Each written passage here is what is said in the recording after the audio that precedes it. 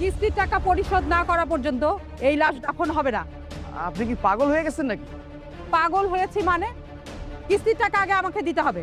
কিস্তি টাকা না দেওয়া পর্যন্ত এই লাশ দাফন হবে না।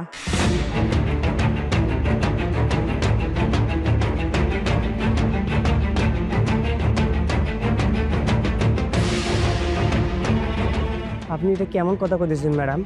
আমরা সবাই চাচার লাশ দাফন করার জন্য কবরস্থানে যাইতেছি, আর আপনি আপনি সেই লাশটা আটকাইতেছেন? আপনি কি মানুষ? আমাকে দেখে আপনাদের মানুষ মনে হয় না? আমিও মানুষ। আমি রক্তে মাংসে গড়া মানুষ।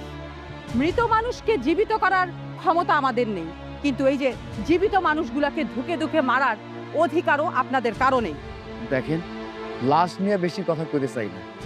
আমরা কবরস্থানে যাইতেছি চাচার লাশটা দাফন করার জন্য। আপনি কিস্তির কথা কইতেছেন না? এসব পরে হইব, আমার করে যাইতে দেন। আপা, আজকে আমার আব্বা মরিয়া গেছে, কেউ বিশ্বাস করতে পারতেছে না।